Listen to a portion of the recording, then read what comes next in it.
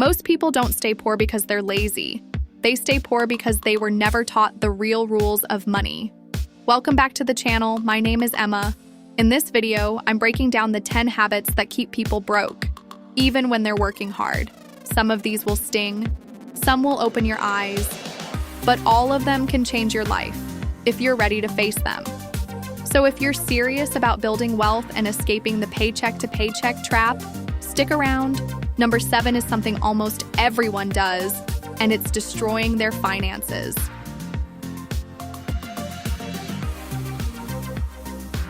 Let's talk about a cycle that keeps millions of people broke. Monday to Friday, you're grinding at a job you don't even like, counting down the hours. Then Friday hits, and boom, dopamine overload.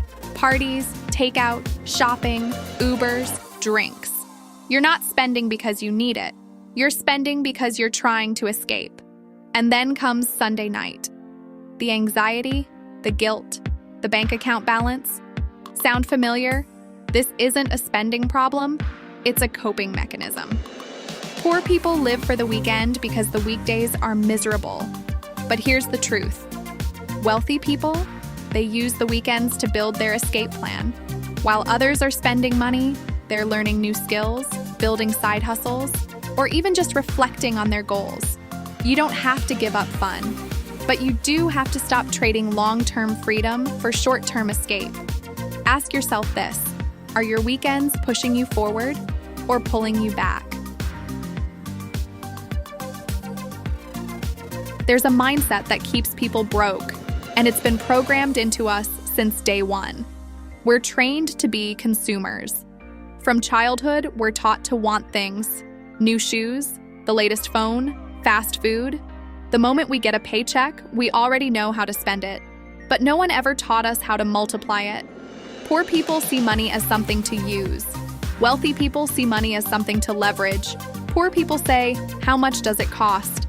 Rich people ask, what will this return? One mindset thinks short-term, pleasure, status, escape. The other thinks long-term, value, ownership, freedom. A consumer buys the concert ticket. An owner buys the music rights. A consumer buys the latest phone. An owner invests in the company that makes the phone. One enjoys it once. The other gets paid every time others enjoy it. Listen, it's not about never spending money. It's about changing the way you see it. Ask yourself, is this purchase building my identity or building my future? Because every dollar is a vote for who you're becoming. Here's one of the biggest traps that keeps people broke for life. They don't understand how money works, and they're not even trying to learn. And you know what? It's not their fault at first. The school system teaches you how to memorize facts, but not how to build wealth. Nobody explains credit. Nobody breaks down taxes. Nobody teaches how to invest. You graduate knowing how to label a mitochondria, but clueless about how to manage your paycheck. But after a certain point, ignorance becomes a choice. Because now, financial education is free. You've got YouTube, podcasts, books, TikToks, free courses. If you're scrolling for hours but never learning anything about money, you're choosing entertainment over elevation. Poor people say, I'm just bad with money. Wealthy people say, if I don't know it, I'll learn it. It's not about being a genius. It's about being willing. The people who take financial education seriously now will be the ones others are asking for help in 5 years. So ask yourself this: are you consuming or are you growing? If you only have one source of income, you're one emergency, one decision, one recession away from being broke. And I get it. For decades, we were told, get a good job, stay loyal, you'll be fine. But the world changed. The economy changed. The rules changed. Companies don't offer loyalty anymore. They offer layoffs. One income is no longer safe. It's dangerous. Wealthy people, they don't wait for raises. They build their own.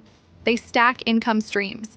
One from their job, one from a side hustle, one from investments, one from digital products, one from rentals, royalties, content, multiple streams, multiple safety nets. And no, You don't need to build all of them at once. You just need to start with one. That skill you're good at, monetize it. That time you spend scrolling, use it to learn. You don't need to quit your job. You just need to stop depending on it. Because wealthy people don't rely on luck. They rely on leverage. So here's the truth. If your job disappeared tomorrow, would your income disappear too? Or would you be ready?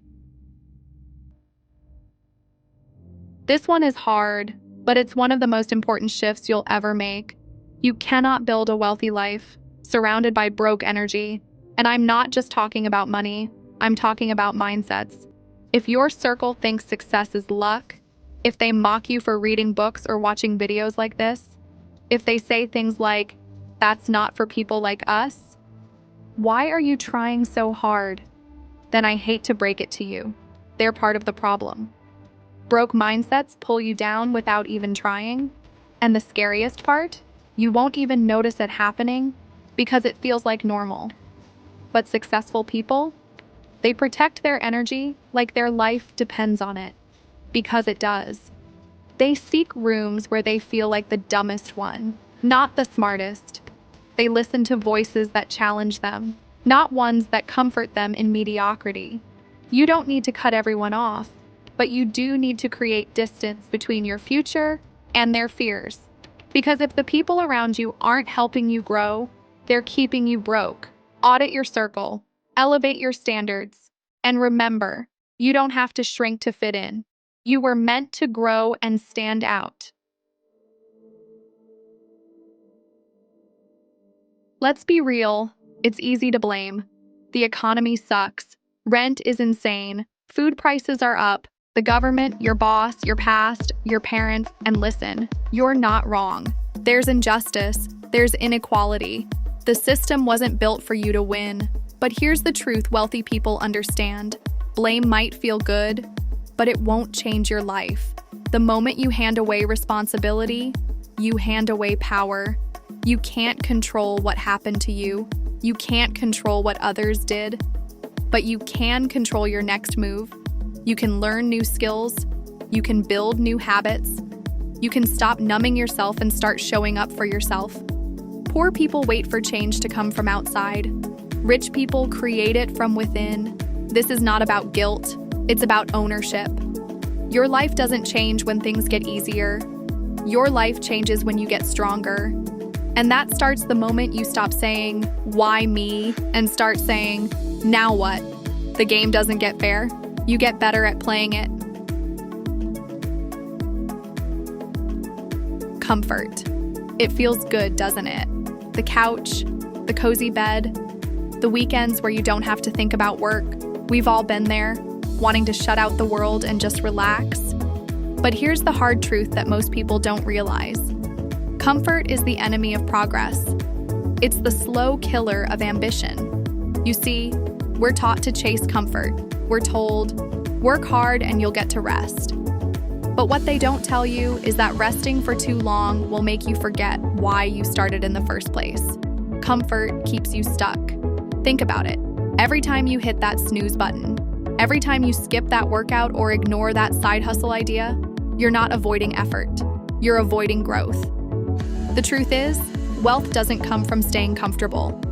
Wealth comes from stretching yourself, pushing yourself beyond the easy choices and the instant pleasures.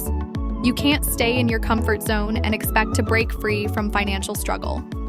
You have to be willing to give up some of that comfort today for the life you want tomorrow. Imagine the person you could be if you spent your days not looking for comfort, but looking for growth. You don't have to suffer forever, but you have to be willing to be uncomfortable for a while if you ever want to get ahead. The wealthy understand this. They don't work 9 to 5 just for a paycheck and weekends off. They understand that short-term discomfort leads to long-term freedom. So ask yourself this: what would your life look like if you stopped chasing comfort and started chasing the future you deserve?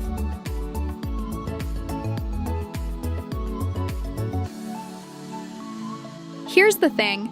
If you think small, you stay small. And for some of you, this is going to sting, but you need to hear it. You're limiting yourself by thinking too small.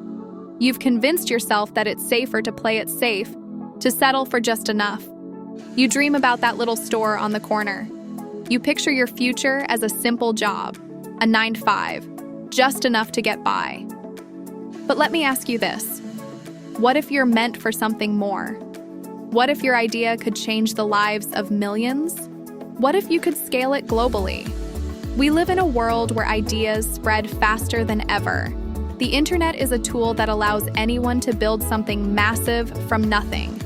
You don't need to open a local store when you could be creating an empire online. You don't need to think about just one job when you could create multiple income streams. Thinking small keeps you stuck in the same job with the same struggles, fighting for a few bucks more. But thinking big, it opens doors you didn't even know existed. Look at the world's biggest entrepreneurs. Jeff Bezos didn't think about just selling books. He thought about building the world's largest marketplace.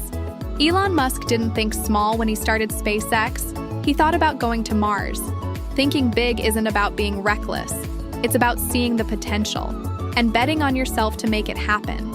If you're stuck in the trap of just enough or this is all I deserve, then you're never going to get what you want. So start asking yourself, what if I could do more? What if you could take your passion, your skills, your ideas, and expand them? The moment you stop limiting yourself is the moment everything changes. Start thinking bigger. The world is waiting for what you have to offer.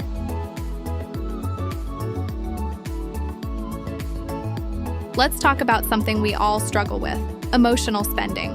We've all been there. A bad day at work, a fight with your partner, feeling stressed or overwhelmed. And what do? We go online, hit buy now, and for a moment, we feel better. That new pair of shoes, that shiny gadget, that takeout meal. For a moment, it feels like a quick fix, like it's going to make the pain go away. But here's the truth. The happiness is short-lived and the debt lingers. Every time you use shopping as a way to cope, you're choosing instant gratification over long-term wealth. You see, emotional spending is a cycle. It's the dopamine hit that feels good in the moment, but it's followed by the regret that only makes you feel worse. And the worst part? You might not even realize you're doing it, but what if you could change that? What if instead of reaching for your wallet when you're sad or frustrated, you reached for your financial goals instead? Think about it. Every time you decide to delay that purchase, every time you say no to the instant gratification, you're saying yes to a better future. Emotional spending doesn't just affect your wallet, it affects your mindset. The wealthy know this. They understand that emotions are temporary, but wealth is built on decisions. So the next time you're feeling down or stressed, ask yourself, is this purchase going to bring me lasting happiness? Or is it just a quick fix for a deeper issue? What would happen if you spent that energy investing in yourself instead of buying things that you don't need? It's not about denying yourself, it's about delaying the impulse for something that truly adds value to your life. Break the cycle. Invest in your future, not your fleeting emotions.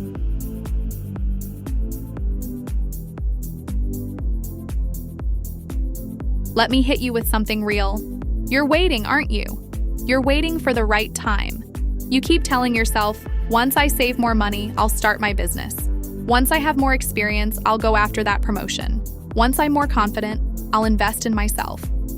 But here's the hard truth. The right time is a myth. That perfect moment you're waiting for, it's not going to come, because life doesn't wait for you to be ready. You think you'll have more time later, but the truth is, time doesn't care. Time keeps moving, whether you act or not. Every day you wait is a day you could have spent learning, growing, moving closer to your goals. And every day you wait, you're giving up on opportunities that are staring you right in the face. The right time doesn't exist. Now is the right time. If you wait until you have all the knowledge, all the resources, or all the confidence, guess what? You'll never take action. Success is not about being fully prepared. It's about taking that first step even when you're uncertain. You think the wealthy waited for the perfect moment? No. They started when things weren't perfect. They made mistakes. They learned. They kept moving forward. It's time to stop waiting. Start now. The longer you wait, the harder it gets. The longer you put it off, the more you let fear control your future. So I'm asking you, what are you waiting for? The right time is never going to come, but you can make this the right time by deciding to take action now. This video wasn't about blaming, it's about waking up.